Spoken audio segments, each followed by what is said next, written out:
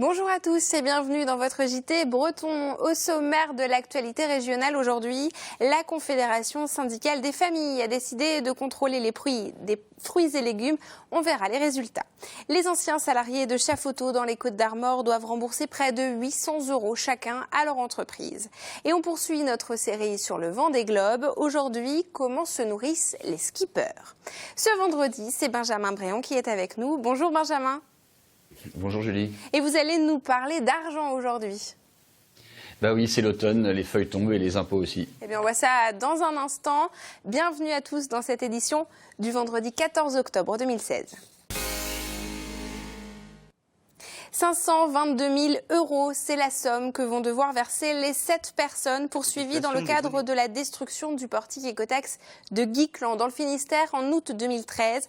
La Cour d'appel de Rennes a rendu sa décision ce vendredi. Il y a 3 ans, ils avaient été condamnés à 3 mois de prison avec sursis. L'État avait fait appel de cette décision et demandé plus d'1 million de dommages et intérêts. 1 million d'euros de dommages et intérêts. Achète-t-on nos fruits et légumes au prix indiqué? La Confédération syndicale des familles a organisé cette semaine un relevé des prix et des indications sur les fruits et légumes dans les supermarchés du Morbihan. Elle souhaite signaler les fraudes et les abus. Xavier Patrijon a assisté aux opérations. Ce jeudi matin, Élise s'est rendue dans une enseigne discount. Le magasin fait partie de la 50aine de supermarchés ciblés ce jour-là par la Confédération syndicale des familles. L'objectif pour les bénévoles de l'association, faire des relevés sur les fruits et légumes. Là, j'ai relevé le prix des pommes de terre, des poireaux et puis du raisin. C'est 3 fruits et légumes qu'on a choisis cette année pour l'opération départementale. Il faut noter toutes les informations pour signaler les anomalies, les informations légales, différences entre prix affichés et prix au kilo qu'il faut toujours vérifier. Des détails de quelques centimes mais qui peuvent faire la différence sur un caddie de course hebdomadaire ou bien pour les caisses des centres commerciaux. Le coût de la vie est assez élevé. On se rend compte que un caddie de course, malheureusement, c'est de plus en plus élevé, surtout au niveau des produits laitiers, de la viande, choses comme ça. Et donc, on se doit de faire attention à ce qu'on prend. Une fois les caisses passées, direction le point de rendez-vous avec la répression des fraudes, où tous les sachets sont repesés avec une balance homologuée. Le rôle de cette journée, c'est de vérifier, en fin de compte, que les consommateurs payent bien le prix du produit qu'ils achètent. Ensuite, l'inspectrice de la DDPP peut être amenée à se rendre dans les magasins pour faire rectifier un certain nombre d'irrégularités. L'action est annuelle et nécessaire tant pour les consommateurs que pour les professionnels. Puis, quand la prévention ne suffit plus, la DGCCRF peut sanctionner financièrement les enseignes. Cette année, le bilan de cette journée semble plutôt positif. Et c'est l'automne, c'est la saison des impôts locaux. On en parle tout de suite avec Benjamin Bréon. Alors Benjamin, le Télégramme fait le point sur les impôts locaux. Ben oui, Vincent Lastenet, notre spécialiste data, s'est penché sur les impôts locaux des 1270 communes bretonnes et sur leur évolution durant les 5 dernières années. Alors on parle là de la taxe foncière et de la taxe d'ordures ménagères. Je ne vais pas étonner grand monde, mais figurez-vous qu'en 5 ans, ils ont plutôt eu tendance à augmenter ces impôts. Seules 80 communes ont vu leur montant baisser, ce qui en fait donc 1190 qui les ont vus augmenter. Est-ce qu'il y a des disparités aussi ? Oui, il y a des disparités très nettes. Alors par exemple, au Loup du Lac, en Ille-et-Vilaine, ils ont été quasiment divisés par 2. On est à moins 43%.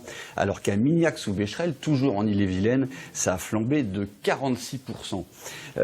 Pour les grandes villes, c'est Saint-Brieuc qui remporte la palme avec plus 15%. Lorient, Brest et Quimper sont entre plus 8 et plus 9, alors que Vannes et Rennes se maintiennent autour de plus 5%. Alors on a parlé des disparités, il y a aussi des singularités, Benjamin.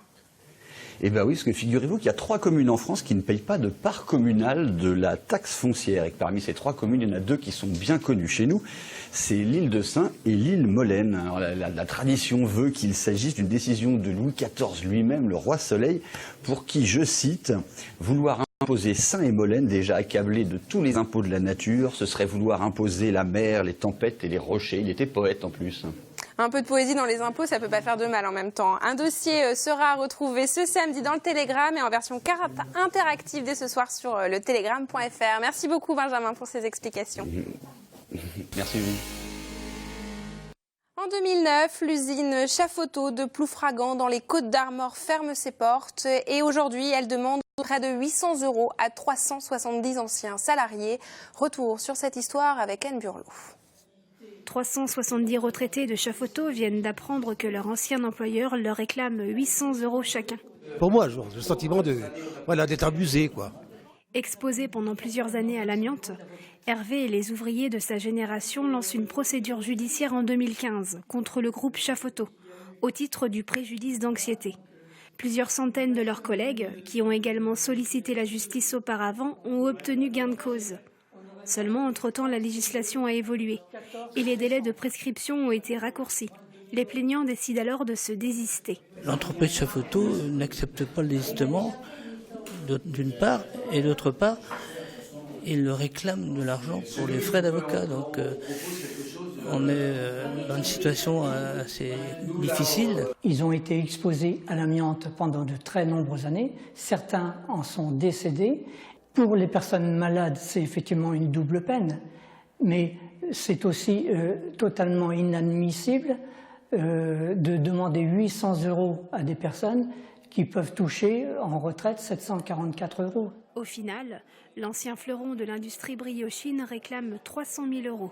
Je ne connais pas de frais d'avocat pouvant atteindre ces sommes-là, dans la mesure où un jeu d'écriture qui s'adresse à 1 ou qui s'adresse à 370, c'est un jeu d'écriture, pas plus. Nous le ressentons et les salariés le ressentent comme une vengeance pour tous les procès qu'ils ont perdus précédemment. De leur côté, la direction d'Ariston Thermo Group et son avocat n'ont pas souhaité s'exprimer sur ce dossier.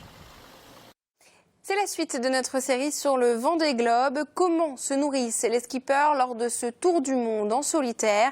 Frédéric Lorenzon s'est plongé dans le garde-manger d'Éric Bellion. Dans ce hangar de Port-la-Forêt, voici 200 kilos de nourriture, soit 300 repas disposés dans ces carrés au sol. Chacun représente un jour de mer. Cette diététicienne prépare les rations du skipper Éric Bellion. Alors là, il y a les 100 jours d'alimentation embarqués à bord, avec toujours le plat, le petit déjeuner, tout ce qui est grignote, snack durant la journée en fonction des efforts. Dans le Vendée, les dépenses énergétiques sont immenses et l'alimentation doit suivre. Pour un homme d'activité modérée, on est sur du 2200 calories à peu près par jour. Là, on va monter à minimum 3000 et puis on va aller jusqu'à 5000, 5500 quand ils sont dans le sud où il fait très froid. Pour Éric Bellion, faire appel à une diététicienne était primordial pour bien préparer sa course.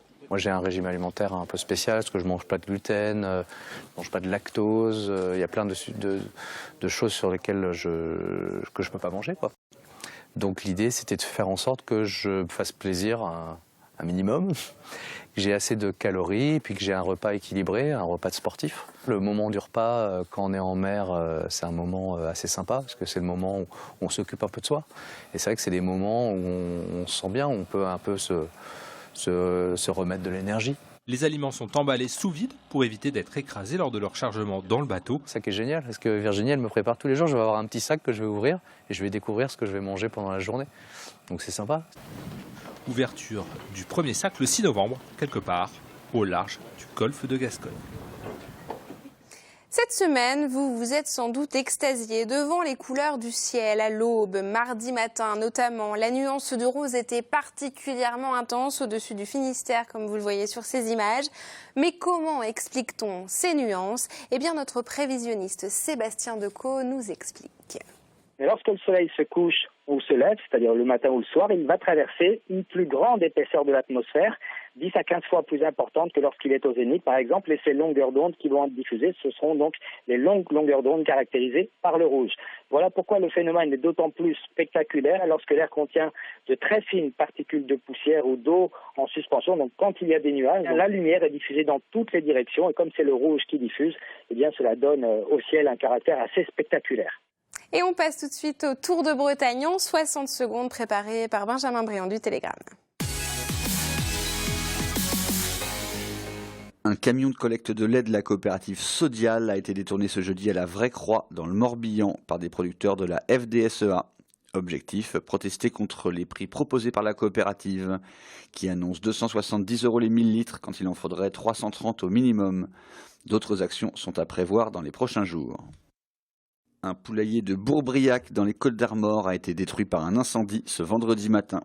Quelques 2800 poulets qui devaient être enlevés la semaine prochaine ont péri dans l'incendie, dont l'origine reste indéterminée. 19 pompiers ont été mobilisés. Et enfin, on passe des poulets aux hirondelles avec ces images rares de l'interpellation d'un gendarme devant des collégiens médusés. Ah non, c'était une démonstration, ce sont les collégiens qui ont pris 9 mois ferme, en tout cas jusqu'aux prochaines grandes vacances. En attendant, bon week-end à eux comme à vous.